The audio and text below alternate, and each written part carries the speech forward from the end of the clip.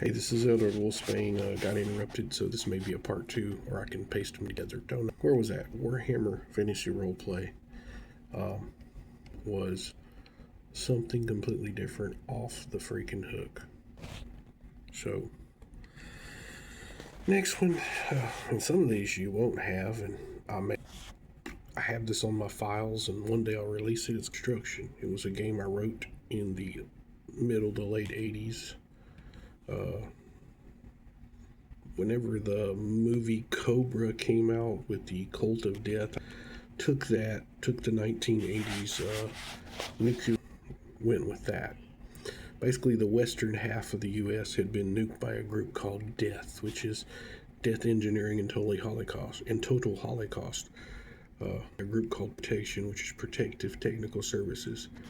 You basically in all the equipment you possibly carry, and you were also genetically enhanced to take extra damage, and you went over across the border that was a giant fence that cut the U.S. in half, and everything was really 1980, and went over there and just shot up the death agents. Or you were in a city and the death agents would attack malls and stuff like that and be torturing and murdering people, and you would come in with machine guns and kill every one of them you could. The game worked. It was a real simple percentile system. People still wanted to play it like after high school. Totally enjoyed it. Before the days of computers, I of course lost those original documents and so through the move between getting married and all that. But people totally enjoyed that. But some of my games on the list are games I wrote, because the next of pretty much the Advanced Legacy. Now, the following basic fantasy would be Labyrinth Lord, Advanced Labyrinth Lord. Did I say basic fantasy already? Somewhat Swords and Wizardry, which is 0E. And then Dragon Slayer. Included in this docket, not necessarily retro claims, it's a neo clone, my game Back to the Dungeon role-playing game, which is a BX based game with a unified D20 system. Excuse me. Now, my number one top favorite game of all times is the gaming I played the most and ran the most. Is a game I wrote called The Old Rim. It's a percentile based system. Probably the longest campaign I've had of any playing game.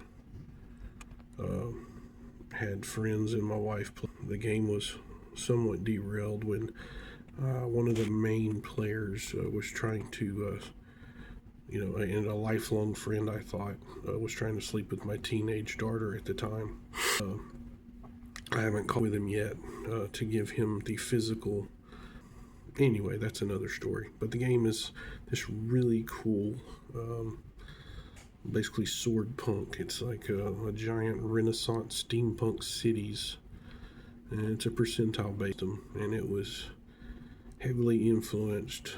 He's not being able to find a copy of Warhammer anywhere, and then also my dissatisfaction with second edition. So I started to write the old, and then I played the game Thief the Dark Project. That was another influence on the world. China Millville's New Perdido Station, or however you say that. Anyway, some of that artwork with the giant, urban fantasy city. And then basically any other influence. My influence has been accidentally similar. The Wheel of Time had the elemental magic, and my world had the 8 elements of magic. So, also ancient history, cult lore, especially Rome. If Rome would have continued a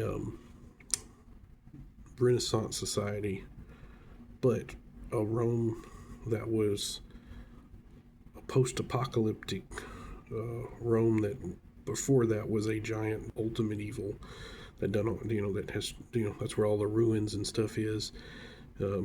So post-apocalyptic sword punk fantasy, whatever the hell you want to call it. Anyway, actually trekking along here and there, more so than I ever have to get this damn.